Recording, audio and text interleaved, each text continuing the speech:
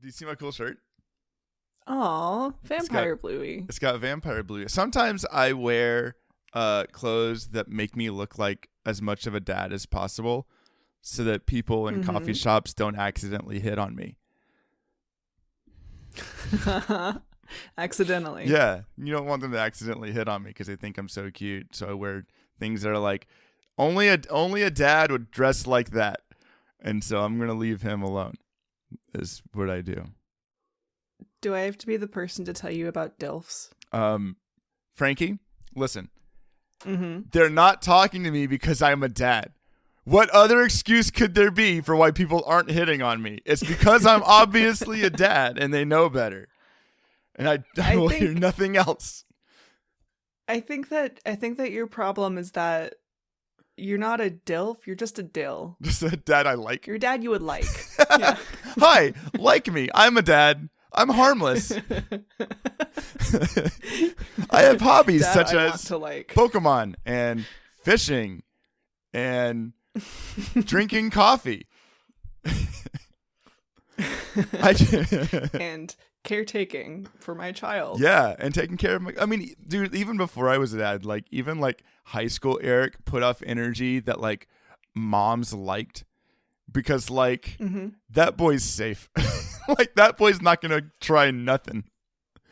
I remember that. I remember that the moms always really liked you. Yeah, that was great. It definitely didn't lead to a long-term complex or anything. See, I'm seeing a little bit of a contrast between us because, like, your partner's parents always really liked you, and up until my current partner, you know, my wife, you might have met her. Yeah, she's pretty cool. My partner's parents never really liked me, but you know who does universally really like me? Who? Dogs? Butchers. Butchers? Yeah. But, okay, hold on. Do you Anytime I go up to a butcher counter, like whether it's in the US or in Germany, even though my German is busted and I like can't say very much, like butchers are always like just so nice to me. They was like, yeah, like, do you want to try some of this salami that we just got in? Like, I just ground this sausage and like, yeah, I'm throwing in an extra 100 grams of like ground chuck for you. And it's like I don't know. That's wild. That I guess you just have your, like, I just now picture you just like swaggering into a butcher shop. Like, I already know I'm gonna walk away with some free sausage links. I'm gonna walk away with some free meat. Yeah, I'm gonna get myself a nice cut of ham shank. I guess that makes me a dibble. Yeah, a dibble. I'm a dad butcher's like.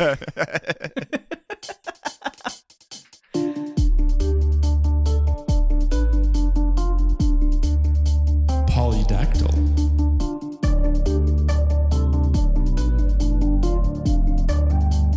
Vociferous.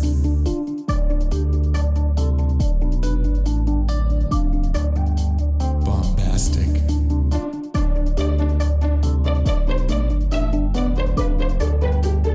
Rectangle. Big words for smart people.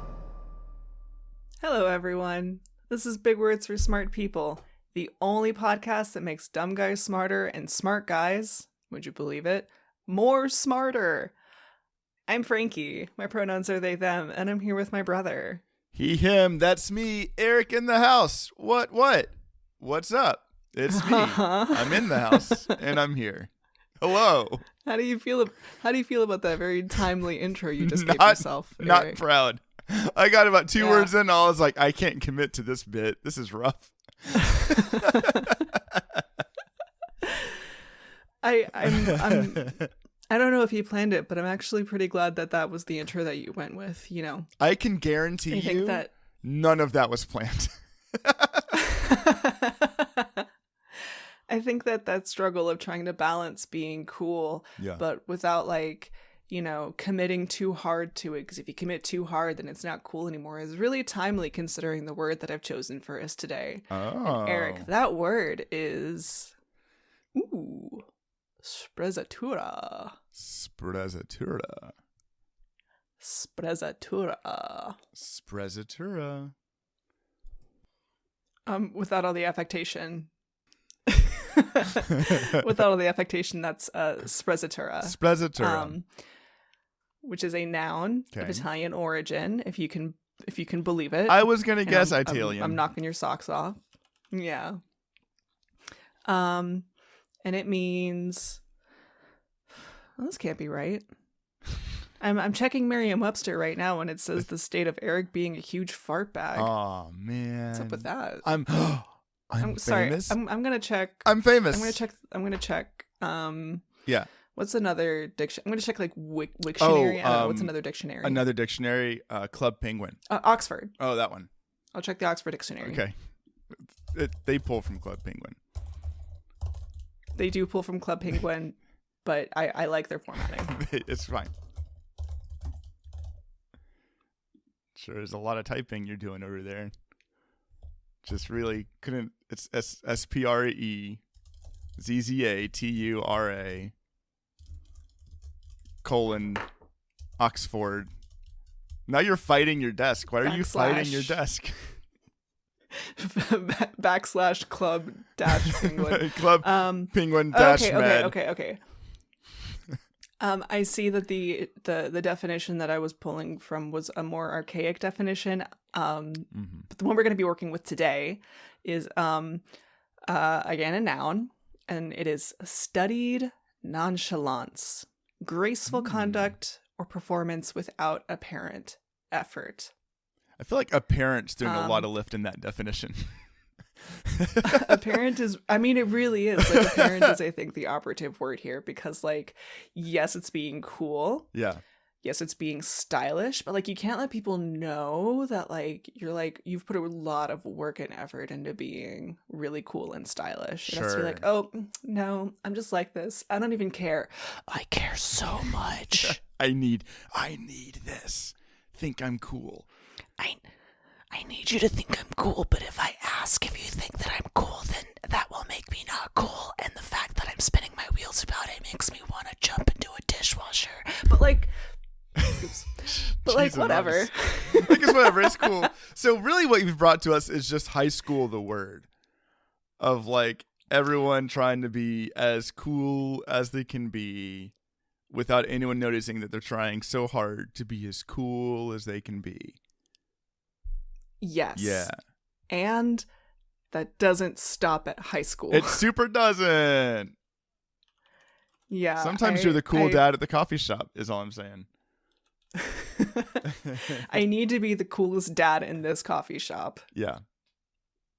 I need to be the hottest dad at this grocery store. I've got to be the cutest. Which is easy. I am the hottest dad at my grocery store. I'm always the hottest dad.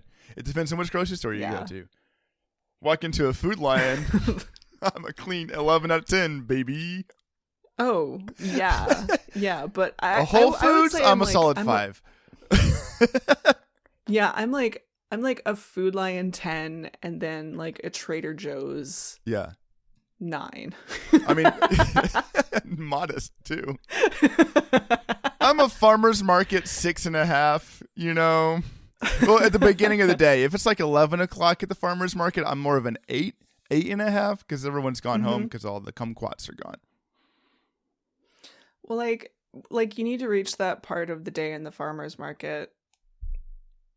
Well, okay, this one's for the lesbians out there. Uh-huh. For all of the dykes listening, I'm talking to you.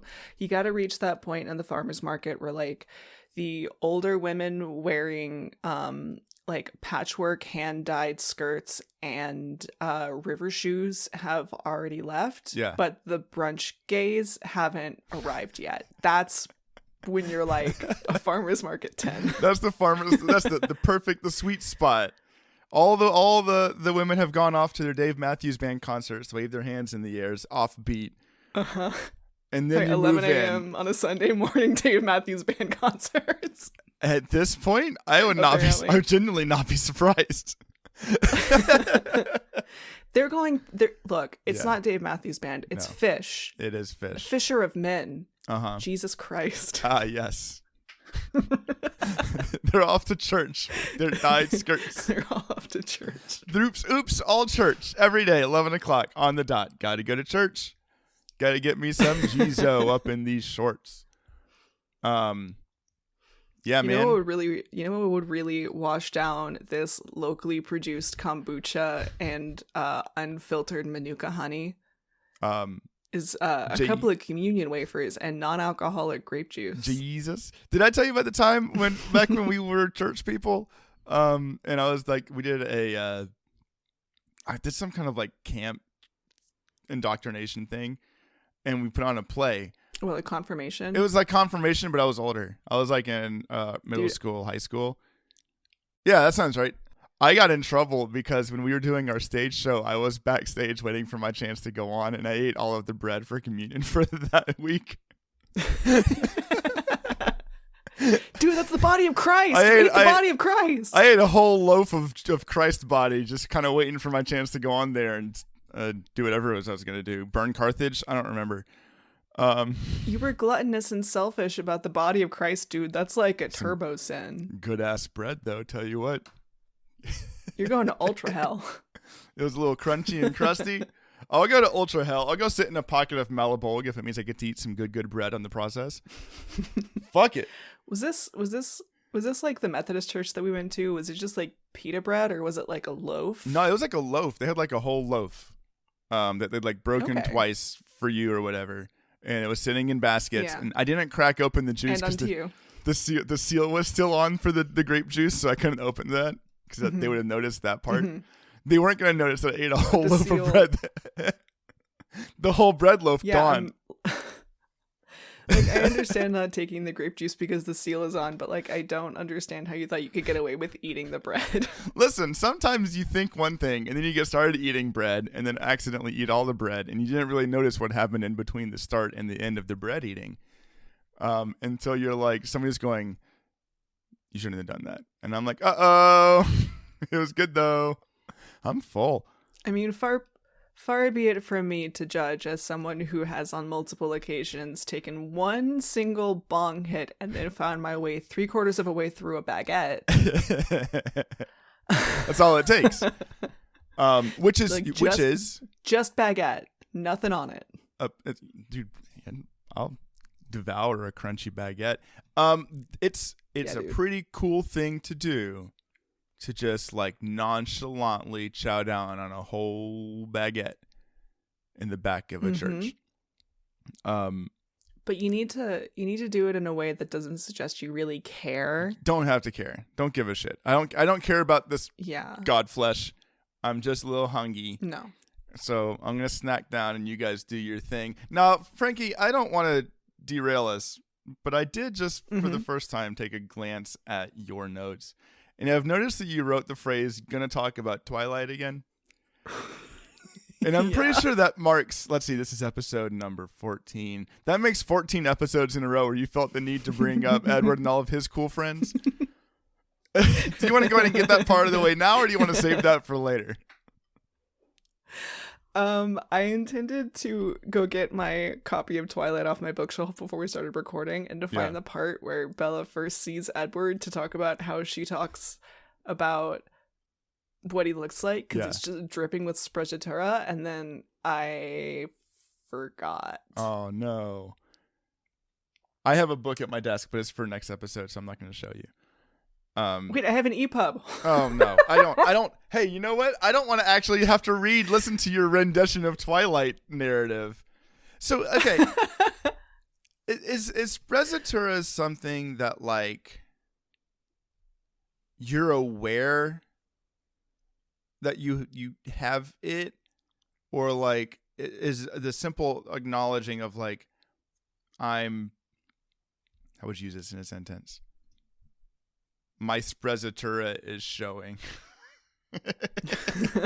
Oh no, cover it up. Cover up, your Sprezzatura is showing. Like gross. The moment you acknowledge that you're trying to be cool without effortlessly, it stops being like applicable. I don't know, man. I was never cool. So I've had glimpses of coolness, but kind of like what you're describing, I feel like the moment that I notice the coolness is the moment where it just evaporates in my mind. Yeah. And that's why you need to cling to cringe. Okay, go on. and learn to love it. Go 'Cause off, Quang. Once you're free from cringe, you are free to be yourself. You're free to enjoy things. I'm still working on it. I'm slowly escaping the trappings of cringe, but you gotta let it go or else you'll never be free. But there is a certain degree of like, if you're aware that the thing you're doing is cringe, you have the opportunity to make that cool by like not caring that it's cringe. I think there are certain things people do that are very cringy and they're not aware that it's cringy, and that itself is the problem and what keeps it from being cool. You know what I mean?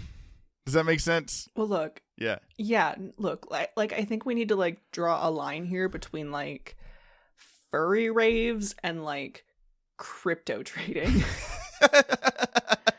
One of these is cool, and one of these is Bitcoin based.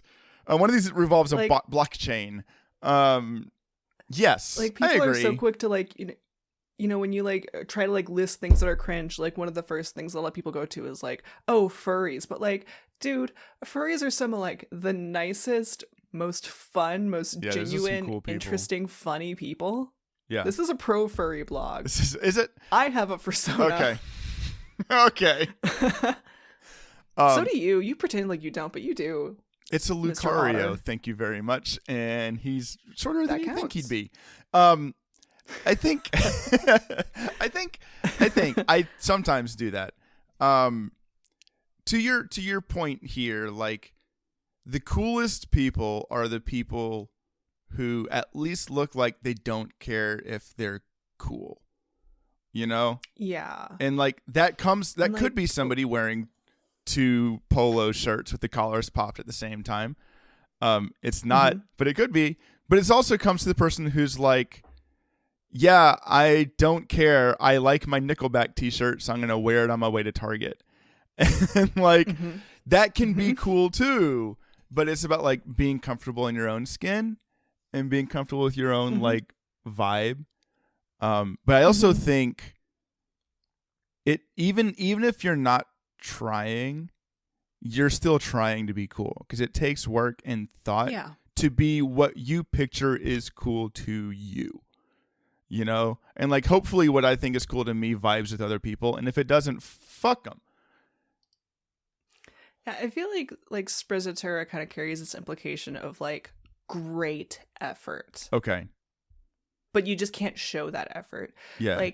I put this word on our list of possible words like right when we first started recording this podcast. And the reason for that is that, you know, I'm going to dox myself. I live in a city of like 17 million people. I live in Berlin, you know.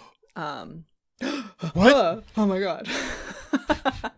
And like I think Berlin has this reputation of being like very cool and very like there's this like really strong like club culture and like fashion scene. And like I see people like every day just like walking down the street or on the train or whatever, and they're wearing like just these like incredibly strong aesthetics, these really well put together outfits. Yes. But it's all like really distressed. It'll be like really oversized, and there'll be like holes in their clothing, and like there'll be like weird silhouettes and like pattern clashing, and like it's all extremely orchestrated. Like it's a very intentional, very strong aesthetic, but it looks also kind of like you're wearing trash. It do look kind of dumb a little bit though. Yeah.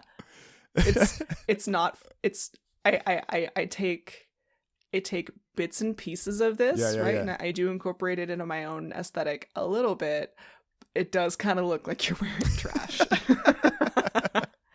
But okay, which is okay. Yeah, like fine. It's fine. Like this isn't a space to like shame people's personal aesthetics. Like we're not doing that. There's no cringe. You can wear what you want. We're podcasters, and our opinions matter less than the average humans. You can't even see what we're wearing right now because I'm also wearing literal garbage. But like I have a hot water bottle shoved into the back of my pants. Like whatever you're doing, it's fine. That's why you're sitting a little higher up in the chair today. Exactly. They look cool to themselves and to the people that they want to think they look cool too.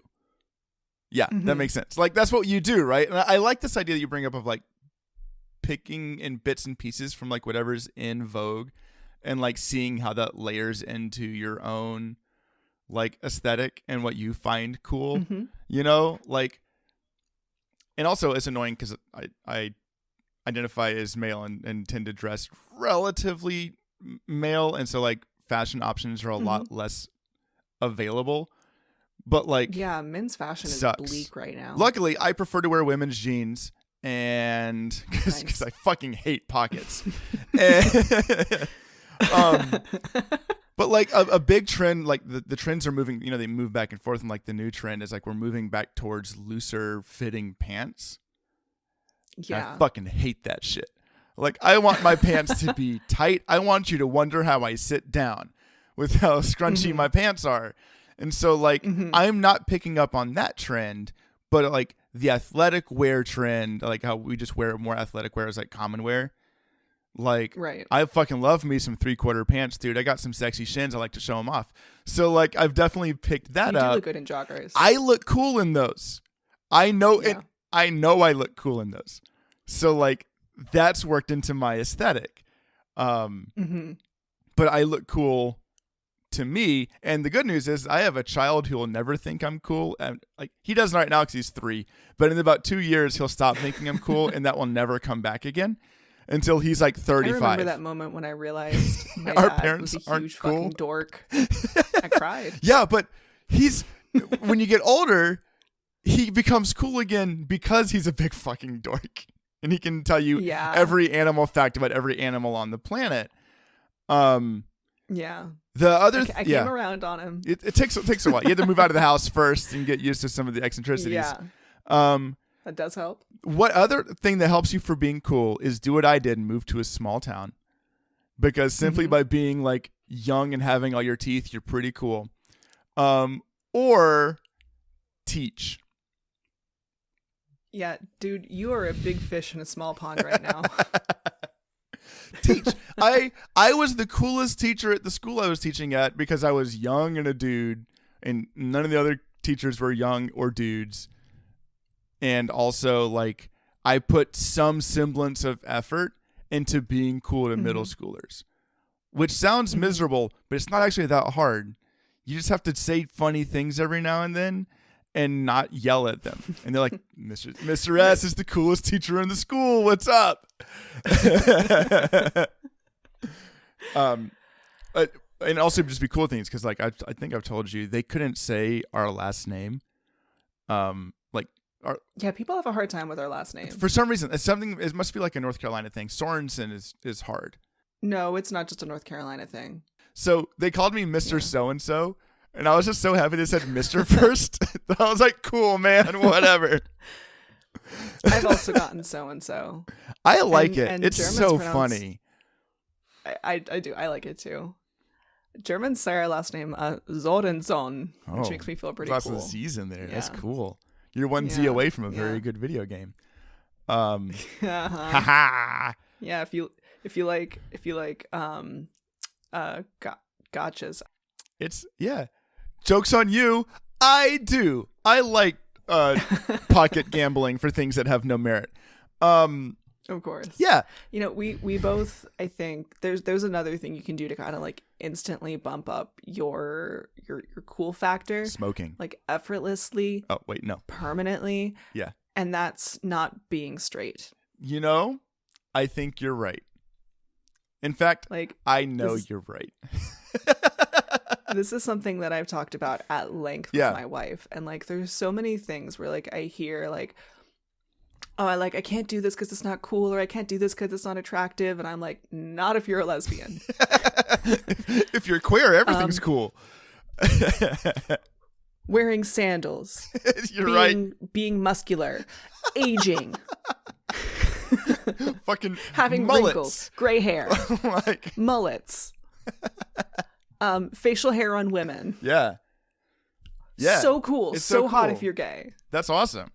Yeah. I only came out as bi so I could be cool again because I just have a chance at it. And even then, I didn't even get any fun bonuses. I could say I paint my nails, but I was painting my nails before then, and it's just fun. I like to do it case in point from what we said previously, there's no way to sexualize if you're a dude, so I put some color on my fingers. That's fucking right. Which is cool. But also, I think you're right. This well's running dry. You gotta make do with what you can. Yeah. Must be a little freeing, man. Here's a question. Here's an answer. So Sprezzatura, cool, it all is, I think, really contingent upon this not showing effort. Yeah. So do you think effort can be cool or hot or whatever? And if so, when or why? I think, okay, so I don't know if this is me getting older or if just like the way the zeitgeist changes. I think when we were younger, effort wasn't cool. Like if you were putting in effort, you were trying too hard and that was lame. I think now effort is cool and not trying is uncool. And so like I think there is a degree of too much effort where you're trying to fit a square peg through a round hole, and like clearly that's not working for you. You're just not fit up for a mustache. Shave that shit. You looking in a mirror as you say that? Yeah. Shut up. But I think like, dude, I grow more facial hair than you do. Hey, I have a little speck on my chin, so I can pretend that I have a chin. Thank you very much. I pluck mine every day. I get long ear and nose hairs now, which is it's a new horror. Can't say I do that, but I have gotten some of our father's very long eyebrow hairs. Oh yeah, he's got some big old caterpillars up there. And he'll just like curl them into devil horns. And it's fucking cool. It's awful. I hate it. I pluck mine. Dope. I can't deal with it. Effort's hot. I think to answer your question, effort is hot. Trying is hot. I think if somebody who's like putting their whole self into it and like they're trying, whether that's trying to be cool or trying to be whatever, like genuine effort, both for yourself and for other people, that's hot as shit. Effort that's only for other people, not as hot. It's got to have some kind of like intrinsicness to it. I feel like that opinion comes with age.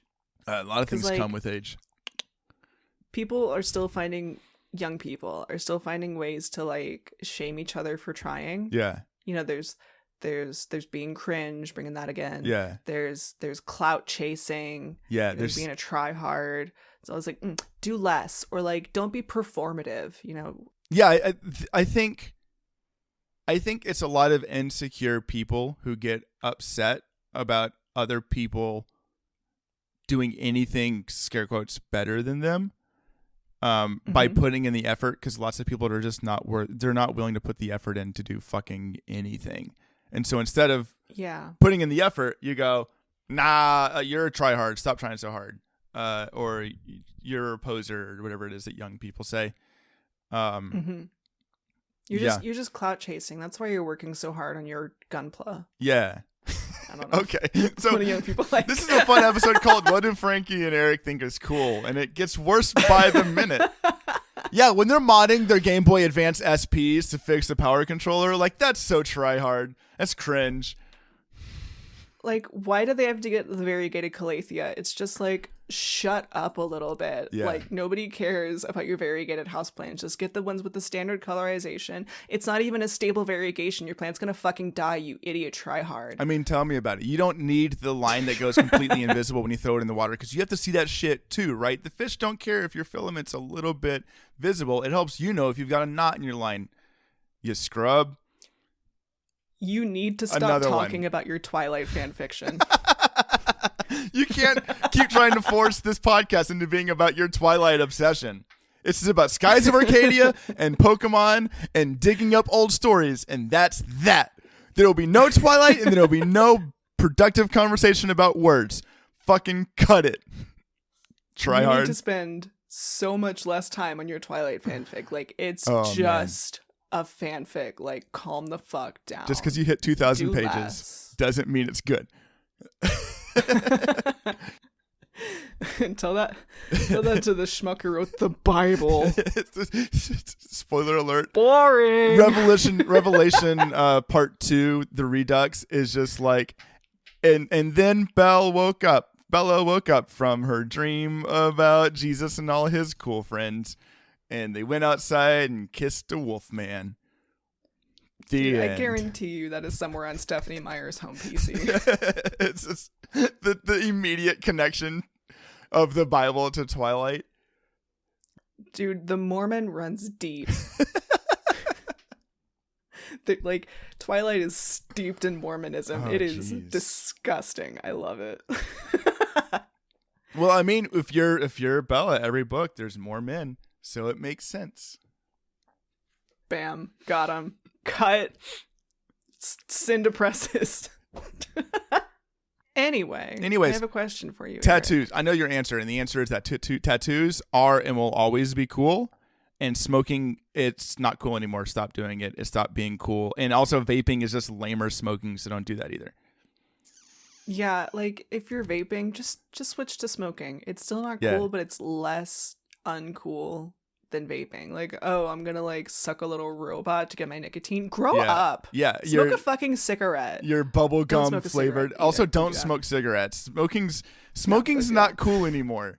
You know, ever since they cracked down on smoking and advertising of tobacco products in the US, tobacco companies have just diverted all of those resources to the rest of the world. So oh really? Is this? I thought it was a joke, but this is not a joke, is it? No, okay, it's cool. not a joke. Interesting. Like twice as many people roughly percentage wise, twice as many people in Germany smoke as in the US. So like, I know a lot of people my age. I know people younger. I've seen like 13-year-olds smoking cigarettes at bus stops, and it sucks. Yeah, I remember. It's so sad. Being a high school they think teacher, because they got the socialized medicine that like it's okay, and like you still shouldn't do it. Cancer sucks. You're putting bad stuff in your body. I remember like the one or two times I had like a Yeah. student when I was a teacher, like a high school teacher, and they would like, I would see them smoking a cigarette. I'm just like, oh, I know you well enough that I can do this. Come here. The fuck are you doing? Like, why are you doing this? That's I didn't realize. Smoke something cool. Yeah, smoke something cool. Like a, nope, don't do that. Don't do that. Don't wait, do that. no, I was gonna say cattails, but Oh, yeah. you ever wonder what those taste like? Because I can tell you, bad. You know, every part of the cattail is edible except for the part you want to eat. The corn dog part. Yeah, Yeah. that's the only part of the cattail you can't eat. If you put that in your mouth, it covers your mouth in like sticky, spory things, and it tastes really bad. Yeah, it like explodes into dandelion fluff. Yeah, it's pretty rough. I always think it's interesting, like when you're watching an anime and like somebody smokes because that's like the cool thing to do. And I think did we talk about in the podcast that like smoking is just tattoos for anime, because like it's more socially acceptable to smoke than to have tattoos. If you want someone to look edgy but also still part of society, you have them light up a cigarette. Dude, I don't smoke cigarettes. I've never really wanted to smoke cigarettes. Yeah. But I gotta say, the grandma and Dan really had me thinking about it.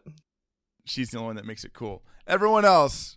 Yeah, I would like to move on briefly from I would smoking. like to as well. There's just one more thing I want to touch on before we wrap up. Yeah. So, like, you know, one of the things that I think is most relevant to Sprezzatura. Yeah. Ooh.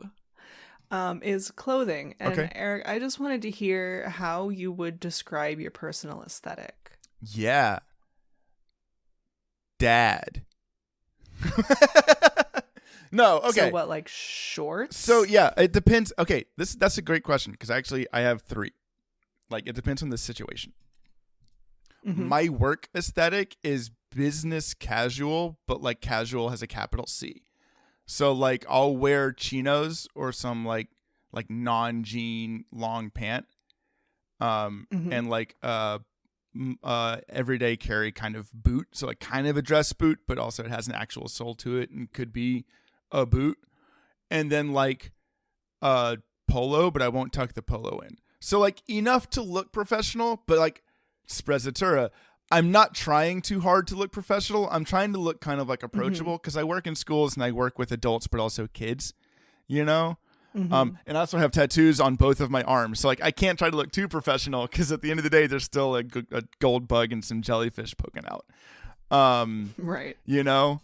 And then like for me outside of work, the answer is like either joggers or jeans and some casual shoes and t-shirts from coffee shops. Or video game t-shirts. Or video game t-shirts. Every time I see you, you're wearing some kind of video game t-shirt. I got some cool video game t-shirts, Yeah. man. I got my Golden Sun one has like a hole in the top now because I've worn it too much.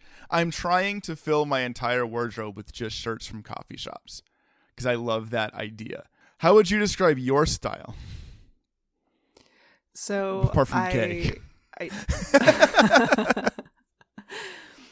I feel like I oscillate somewhere between like lesbian with a motorcycle. Okay. I don't have a motorcycle. Oh, okay. And guy who should be hanging out with puppets. That's pretty good. I have been trying to get more comfortable with like, I don't know, just like doing the most, I think. Okay. Like for a while I felt like really uncomfortable putting too much effort into an outfit. I felt like I would be like judged for it. Really, I was just socially anxious. I knew it at the time. I know it now, but I'm trying to just like make myself do it more. Yeah. So like I went to a friend's house. We were doing a double screening of Johnny Mnemonic and Hackers. It was a great night. Cool. And I put on like these like white overalls and then like a white crop top and like a mesh shirt underneath and like all these like fucking chains and shit because I wanted to like look cool. I wanted to dress like a character in Hackers. Yeah. Okay. And I loved You're it. like, oh wait, this is legit. Great. I had so much fun. Okay. Yeah. I know who I am now. Like I get this. And like it certainly was not effortless, and I don't think it looked effortless. Maybe it did. I don't know. Yeah. But like I really think that you can do yourself a lot of good by challenging this notion that like if people know that you're trying to be cool, then you're not cool. If the first time you do it, you won't feel cool because it's new and so it's not cool. Yeah. But if you commit to it, eventually it's what I wish I knew when I was in high school and I wanted to dress like a punk and I didn't have like the conviction to dress punk. Yeah. You know? Same with my emo phase. Like I wanted to really bad, but I just didn't have the confidence in myself to start putting patches on a jacket. Yeah. But if I had and committed to it for like a week, instead of wearing t-shirts and blazers and thinking that was a cool look, 2008 was a dark time. It would become a cool thing, right? I like when you you can finally find like you're looking for the on-ramp to try out some kind of different fashion. And you're trying to go, oh, wait, hey, actually, this is for me. And I've just been looking for the excuse to start doing it. I think that is Sprezzatura that becomes less forced and takes less like active effort the more you do it, you know? Yeah. The other thing that has helped me is communicating with my wife. And my wife did this with me. Like, this is the style I'm going to try out. I want you to tell me if I go too far. But also, I need you in my corner on this because I like this, but it's not comfortable to me yet. You know? So, being able to say that and be like, this is what I want to do. I'm going to give it a shot and see if this feels right.